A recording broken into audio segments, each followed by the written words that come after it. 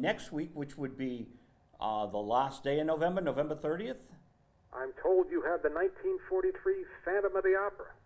1943 Phantom. Yeah. Now, one thing, every time there's a technological breakthrough, Universal releases what it considers its 8 standard horror classics on the new medium, whether it be DVD, VHS, Blu-ray. The Blu-rays just came out about Halloween time, and there's 8 movies in there. 3 of them are Boris Karloff movies. Two of them, Bela Lugosi appears in. One is Dracula, he stars, and the other one, Wolfman, he has a supporting role. There's one Lon Chaney movie, and there's also 3 Claude Rains movies. and he's the star of all 3. He's the Invisible Man, the Wolfman. He doesn't have the title role in the Wolfman, but he has one of the meatiest parts in the movie. And then there's Phantom of the Opera, the 1943 version. And of the 8 classics collections, only one of them is a color film, and that's this movie. And I would say for me, one of the big drawbacks of this movie is the Technicolor.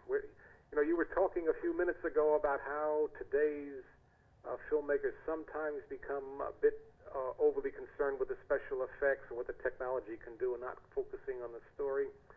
The Technicolor films that Hollywood were producing about this time, by our standards, just have too much color. There's no shadings anymore. Everything's bright. Everything's, a high contrast. That, you got to think, gee, people must have been colorblind in those days. Such contrasting colors all over the place. But that was the way they used Technicolor then. Gone with the Wind, which was, an unusual Technicolor movie. I think it's the first Technicolor movie to win a Best Picture. I had a lot of that. I had the bright colors, maybe a little too bright, but it didn't get carried away. I think it kept those under control. But some movies of the early 40s, there's not a lot of Technicolor movies that are popular now. They tend to be a bit too splashy in the colors, and that's this one. Having said that, it does take place in an opera where you might think things would be a bit overstated with the costumes and all that. So it's not like you're filming something in Lower Manhattan about the Bowery or whatever, where you wouldn't want these colors, but they are a bit much. Let's see, this movie, what's your favorite Phantom of the Opera, if I may ask, Joe? Maybe Dr. Fives with Vincent Price. I don't know.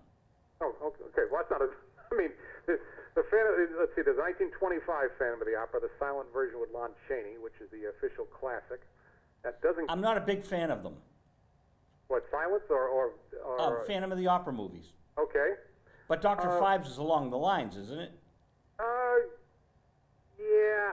Well, I mean, the original Phantom is born deformed and grows up to become the Phantom.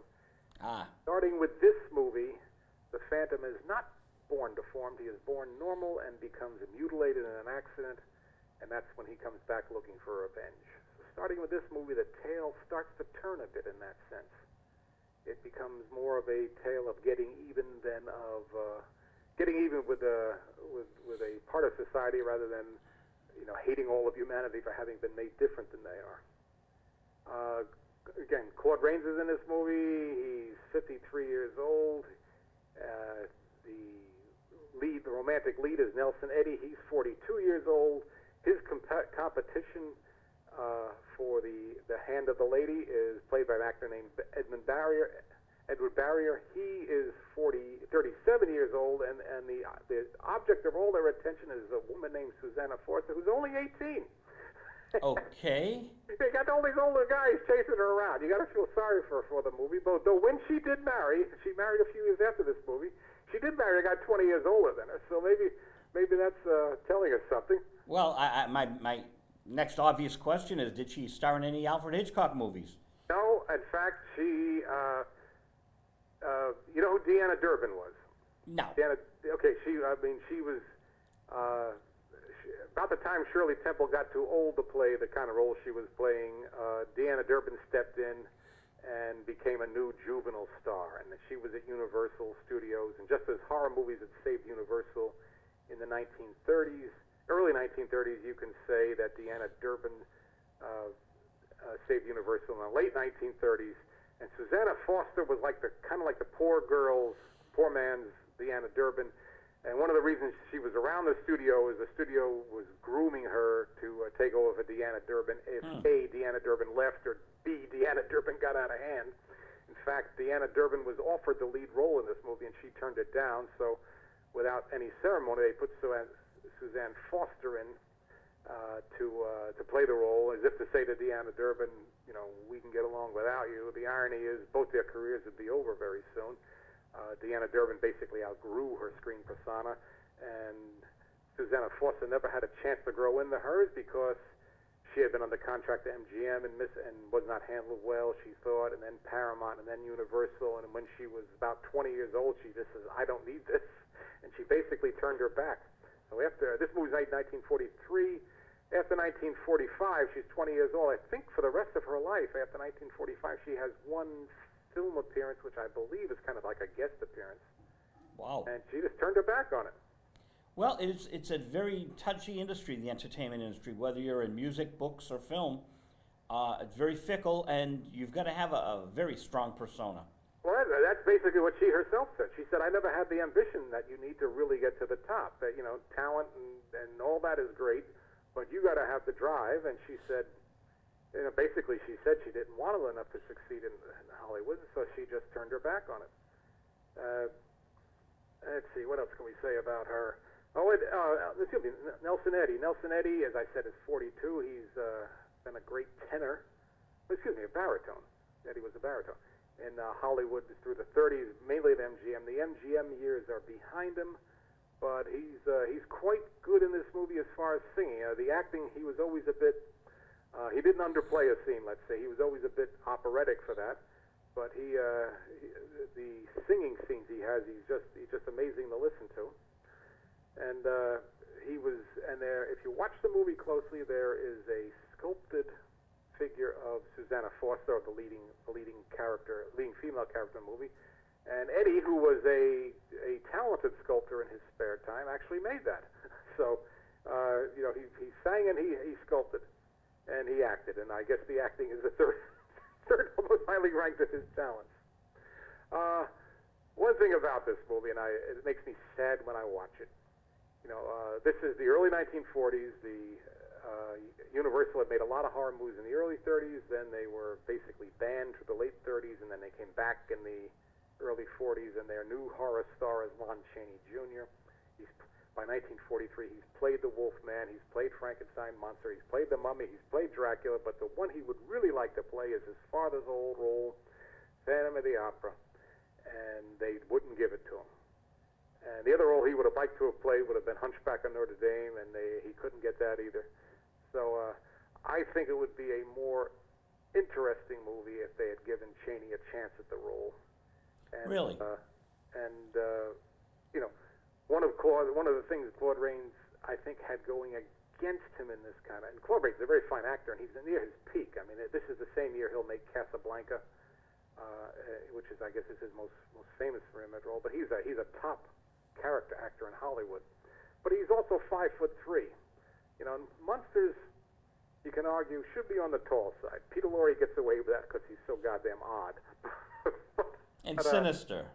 Yeah, but the Claude Rains is about 5'3". He doesn't have an imposing physical presence, and so they compensate that by making, well, they don't compensate on, they exaggerate that by making this Phantom before he becomes a monster, kind of a mousy guy in the background who's basically being walked on most of his life. I would have liked to have seen Chaney in the role, trying to do his father's job. Chaney, Rains is 53 for this. He's the oldest man ever to play the Phantom. I believe that. That was true a few years ago. I haven't kept track of the latest Phantoms, but he's the oldest one to have ever played the Phantom. Chaney at age, if he had made this, he would have been age 37. He would have been just fine. He was a bit old to play the Wolfman, but he did a good job. I wish they'd given him a shot at this. He could have done something with it, and then we'd have that historical context of him repeating his father's role. He never got he would have liked to have had a chance to, he had to live with being compared night and day to his father, which did not set well with him. If you ever had an interview with him, Joe, and of course you never will, it's too late, but if you had an interview with him and you started talking about his father, you'd see him clam up in a hurry because he didn't appreciate that. I believe I have his autograph somewhere. Lon Chaney Jr., God bless you. Well, I was a big fanatic at 15, 16, so I would write to the fan clubs. and I got a Lon Chaney autograph, and I have a Christopher Lee autograph. But the thing is, did they really sign them? I think they did. It was really kind of hand scratched. It looked pretty authentic to me. Yeah. Chaney in his prime was not known for giving a lot of autographs. He would often just turn his back on people or say, no, I don't do that. And sometimes he would take and put I forget what the catchphrase was, lots of luck, Lon Chaney, or something like that.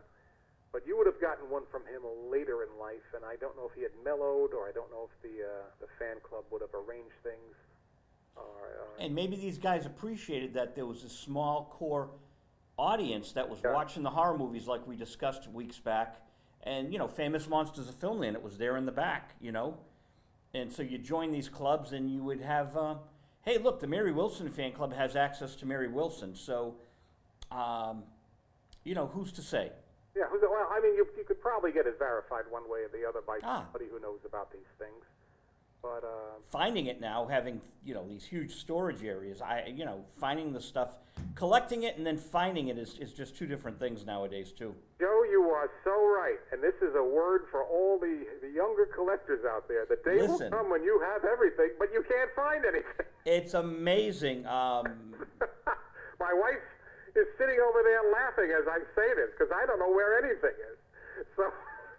Especially if we've had, my job moves me around every now and then. Once you move, I swear, it's like Brigadoon. It's there for a day, and then it's 100 years before you can see it again. I thought you were at work. Today's your day off. It's Thanksgiving weekend, right? Yeah. Okay, Frank. No, I'm not at work. No, I get it. We get the double holiday on Friday. Good for you. But if we didn't, I would go in because there'd be nobody in there. I'd actually be able to get some work done for a change. There you go. So tonight is two women. A week from tonight is Phantom of the Opera. Mm-hmm. Anything else we want to talk about? I don't know. Let's see.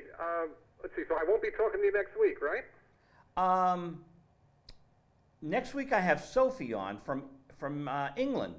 Okay. Well, I don't want to take rain on her parade. Well, the thing is, if I can get from Anthony the week after's movie, I'm trying to get them a week in advance now. Mm-hmm. Because some Fridays Anthony's off, so I'd like him to put them up there. So I will be in touch with you, and you will know in advance. Well, Joe, let me tell you this. I like to know the movie in advance so I can watch it, because some of these movies I haven't seen in so long, I ought to watch them again. And we appreciate it. Our audience appreciates the work you do, Frank.